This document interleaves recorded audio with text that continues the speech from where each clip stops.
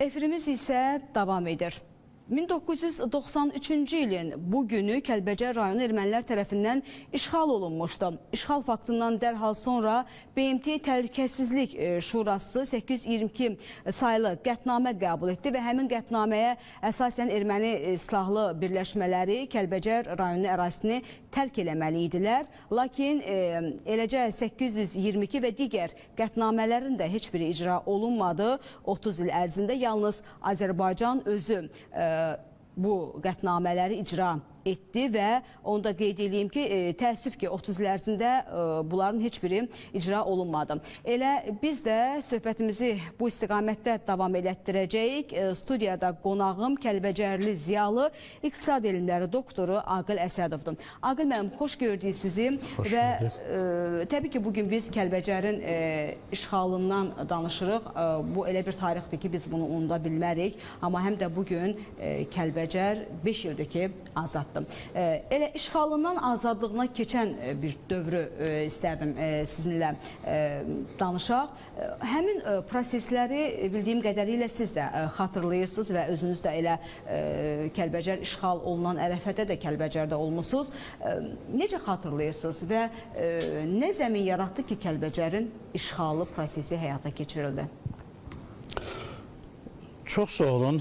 Əlbəttə bu işğal tarixləri unudulacaq bir tarix deyil. Həm də elə hisslər, elə proseslər var ki, onları söz ifadə etməkdə acizdir. Yəni mən sizin qeyd etdiyiniz kimi o proseslərin iştirakçısı yox, 3 gün, 4 gün belə deyək də heç bir qida qəbul etmədən dağlarla piyada gələn o hadisələrin canlı şahidi iştirakçısı olan. Təbii ki, nəzərə alsaq ki, həm də Kəlbəcərin relyefi çox mürəkkəbdir. Bəli, Kəlbəcərin relyefi də mürəkkəbdir. Eyni zamanda mənim doğulub boya başa çatdığım və Başlıbel faciəsi ilə təəssüf ki, Başlıbel faciəsi ilə dünyaya tanınan Başlıbel kəndi Kəlbəcərdən də bir 60 kilometr hələ uzaqdaydı. Ona görə o vaxtlarda yaşanan hadisələri təbii ki, unutmaq mümkün deyil. Əlbəttə, bizim üçün qürurludur.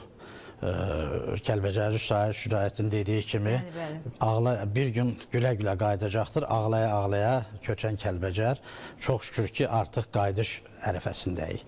Amma işğal tarixinə nəzər salsaq, əlbəttə, müstəqilliyin ilk illəri, ordu quruculuğundakı qeyri-intizamlı vəziyyət, siyasi təcrübəsizlik, bir çox hallarda siyasətdə olan, siyasətin mərkəzində olan şəxslərin siyasi ambisiyalarının, siyasi hədəflərinin, məqsədlərinin, şəxsi məqsədlərin dövləti məqsədlərdən üstün tutulması, hətta çox təəssüf ki, ümumiyyətlə Azərbaycan coğrafiyasına bələd olmayan adamların siyasi hakimiyyətdə olması, Kəlbəcəri atəşə tuturlar deyərkən, Gorustan mı atırlar, Qafandan mı atırlar deyə belə gülməli suallar ortaya qoyan siyasətçilər də vardı. Əlbəttə, siyasi ambisiyalar, çəkişmələr, təcrübəsizlik və nəticə olaraq Kəlbəcər kimi bir qala qapısı, Kəlbəcər kimi bir bütün Kəlbəcərin hər daşı, hər qayası bir səngərdir. Amma təəssüf ki, Kəlbəcərin müdafiəsi deyil, ayrı-ayrı çəkişmələr, müxtəlif ambisiyalar, bir daha qeyd etmək istəyirəm, Kəlbəcəri işğalına gətirib çıxardı. Mən o proseslərin iştirakçısıyam, yəni yollar bağlandı, artıq tunel deyilən bir keçid vardı ki, o ərazini ermənilər tutdular, yandırdılar və ondan sonra insanlar çətin relyefdə, özdə hər halda artıq hesab edirəm ki, bütün dünya, bütün Azərbaycan bilir ki, Kəlbəcərdə 9 aya yaxın demək olar qış olur və aprelin bu tarixləri Kəlbəcər demək olar ki, qar örtüyündəydi. İndi iqlim dəyişir, bəzən görürsən ki, fərqli olur, amma qarla, eyni zamanda çətin relyeflə əraziləri tərk etmək proseslərini bir daha qeyd edirəm. Onları söz ifadə etməkdə acizdir. Yəni, hər kəs hansısa formada, o bir söz var edir, can şirindir, hər kəs hansısa formada başını qaçırmağa, təhlükədən yayınmağa çalışır. Yəni, o uzun illər qazandıqları və yaxud da ki, orada olan, indi Kəlbəcərin şərait eləyək ki, heyvandarlığıdır, toxuculuğudur, xalçalar və s. qızıllar, bunlar hamısı yaddan çıxmışdı, hər kəs hansısa formada canını təhlükədən qaçırmağa çalışırdı. O proseslər çox ağır proseslərdir, bir daha qeyd edirəm, unudulmayacaq proseslərdir və bu prosesi yaşayan hər kəsdə elə bir psixoloji travma yaradıbdır ki, onu hətta o hadisələrdən sakit tərzdə danışmaq belə mümkün deyil. Amma ümumilikdə əlbəttə bizim bugünü sevinmək üçün əsaslarımız var. Bu günləri biz Xankəndində dünya səviyyəli bir Qarabağ Universiteti varsa, bugün mənim qohumlarım, dostum, tanışım Xankəndində yaşayırsa, bugün mən Kəlbəcərin təbiətini ziyarət edə bilirəmsə, gedə bilirəmsə və buna görə başda Ali Baş Komandan olmaqla bu işdə zəhmət olan hər kəsə minnətdarlığımı bildirirəm. Şəhidlərin ruhu qarşısında baş əyirəm ki, o şərait bizə yaradılıbdır. Təbii ki, biz bu tarixi heç bir zaman unuda bilmərik. Elə 1993-cü ildə biraz da biz qeyd elədik ki, Kəlbəcərin relyefi də çox mürəkkəb idi. Və sakinlər, eləcə də siz özünüz bu işğal prosesinin həyata keçiriləcəyini gözləyirdinizmi? Çünki bəzən olur ki, hansısa ərazilər işğal olunur və bir təhlükə yaranır ki, bu təhlükə bizim üçün də var. Kəlbəcər üçün vəziyyət bu necə idi?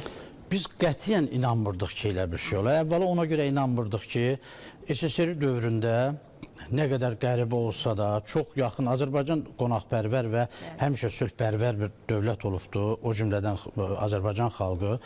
Bizim elə münasibətlər vardı ki, qonşularla, dövlət olaraq, rayon olaraq Kəlbəcər Ermənistanın müəyyən rayonlarıyla, indi tarixən Azərbaycan ərazisi olsa da, hələ ki Ermənistan deyirik də, o ərazilərlə qonşuydu və münasibətlər də vardı. İnanmazdıq ki, belə bir proses baş verə bilər. İkincisi, bizə bu inamı verən oydu ki, Kəlbəcərdə bilirsiniz, Kəlbəcər o qədər mürəkkəb relyefdir ki, orada bir daşın arxasında dayanmaqla, orada bir qayanın arxasında dayanmaqla böyük bir orduya cavab vermək mümkündür. Amma bu proseslər elə gəldi ki, inanın ki, bu hadisələrdən bir müddət əvvəl kənddə o ov tüfəngi deyirdilər də, indi dağlıq ərazidir, heyvandarlıq.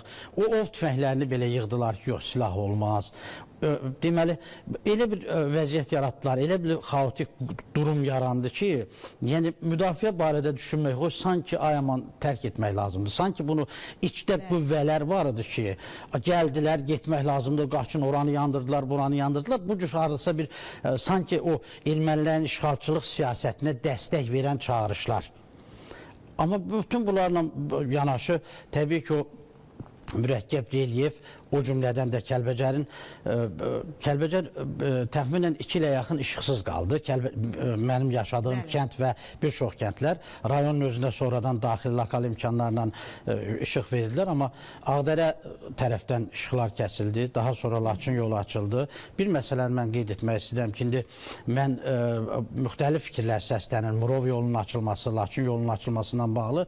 Allah o yolların açılmasında zəhmət olan hər kəsə, o yolların açılmasında dəstək olan Azərbaycan dövlətinə bir Kəlbəcər olaraq minnətdarlığımı bildirirəm ki, o yollar bir xilas yolu oldu.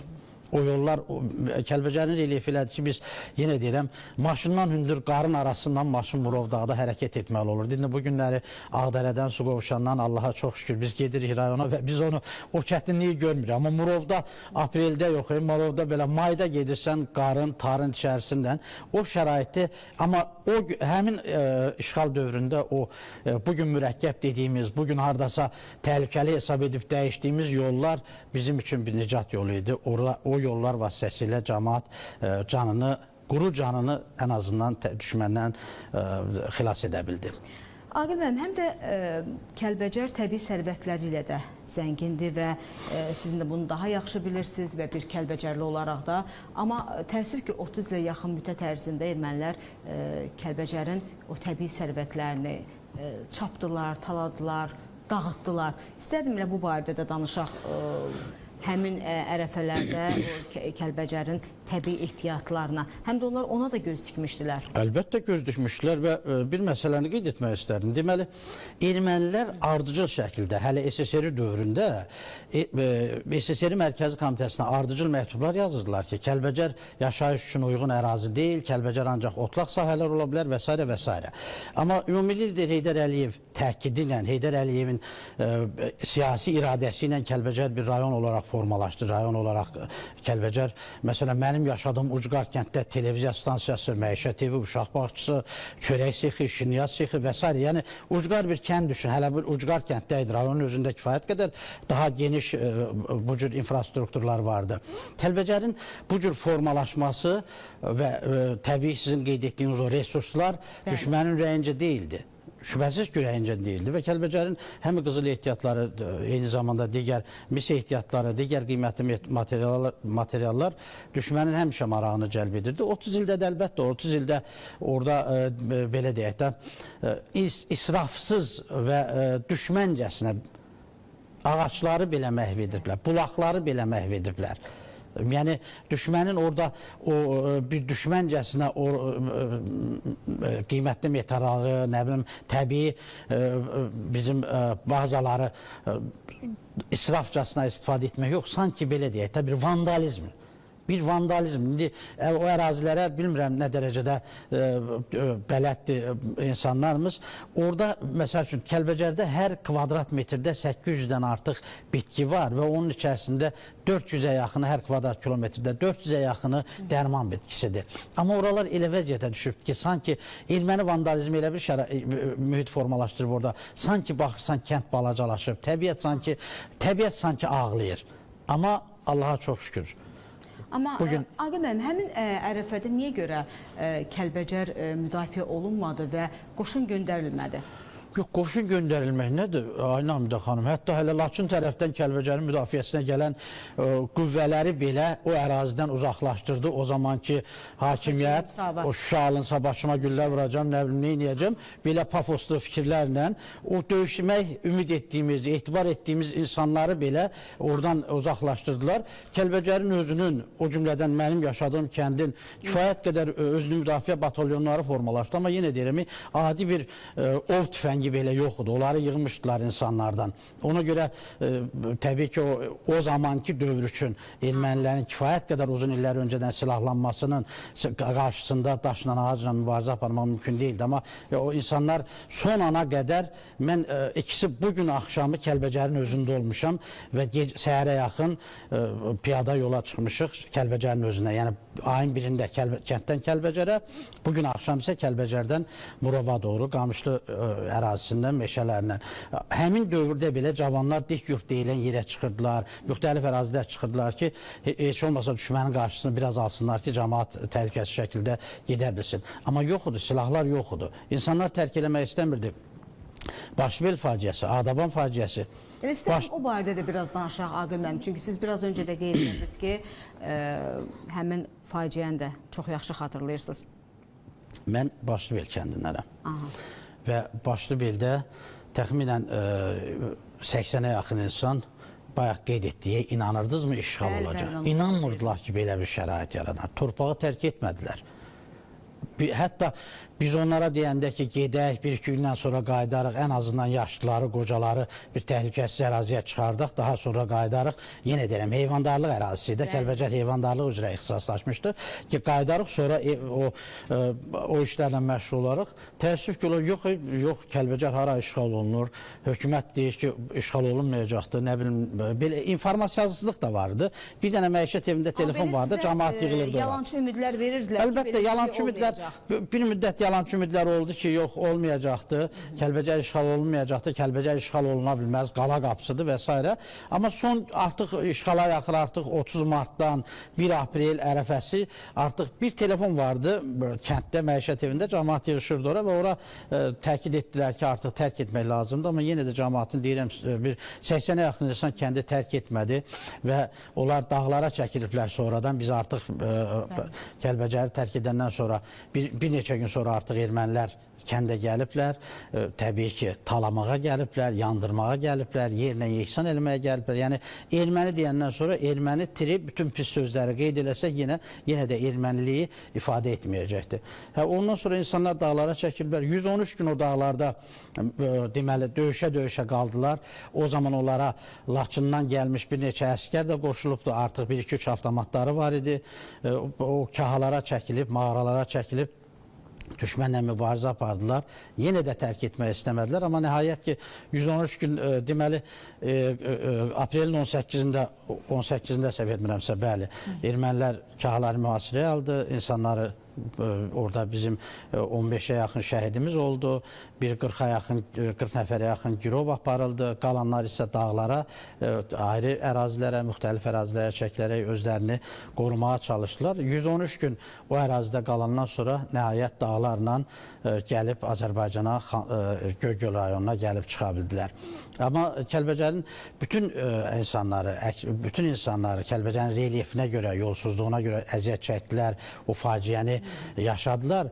Amma Ağdaban və Başlıbel faciəsi BMT tribunasından səslənən, Cənab Prezidentin ifadələrindən dəfələrlə səslənən bir faciə idi.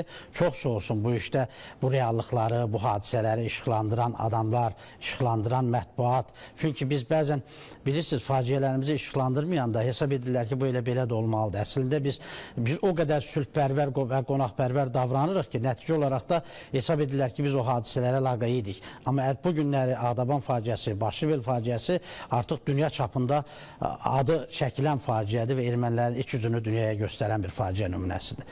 Artıq biraz öncə də qeyd etdiyim kimi 5 ildir ki, Kəlbəcər bizdədir və 2020-ci ilin 44 günlük vətən müharibəsindən sonra biz Kəlbəcər işğaldan azad olundu və 2020-ci ilin 10 noyabr üç tərəfli bəyanatına əsasən bir güllə atılmadan geri qaytarıldı. Bəli, bəli. Aqib bəyəm, son olaraq bir soruşmaq istərdim və siz Kəlbəcər işğaldan azad olunandan sonra getdiniz, səfər elədiniz və o təəssüratlar, qoyduğunuz o Kəlbəcər və indiki Kəlbəcər, qısa olaraq buna cavab vermənizi istərdim. Yox, bizim qoyub gəldiyimiz Kəlbəcər abad bir Kəlbəcər idi.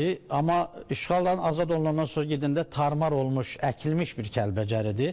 Amma bu günləri nə xoş ki, Böyük Qaydışa dair 1-ci dövlət proqramı çərçivəsində Kəlbəcərdə artıq 960 nəfərlik məktəb hazırdır. Kəlbəcərdə müasir binalar ucaldılıbdır. Kəlbəcərdə bir neçə də 8-10 səhv eləmirəmsə kiçik su elektrik stansiyaları var. Yəni bugünkü Kəlbəcər artıq başqa bir Kəlbəcərdir. Bugünkü Azərbaycan dövləti qalib bir dövlətdir, qalib bir xalqdır. Kəlbəcər də ona uyğun inkişaf edir və bu təbii ki, Kəlbəcərin gələcəkdə bizim qoyub gəldiyimiz Kəlbəcərdən daha yaxşı Kəlbəcər olacağına əsas verir. Biz qısa zamanda Cənab Prezident dediyi kimi Qarabağı cənnətə çevirəcəyik və bu cənnətin də bir köşəsi Kəlbəcər olacaqdır. Bu doğrudan da belədir. Mən bir daha təşəkkür edirəm sizə, Aqil müəllim. Çox sağ olun.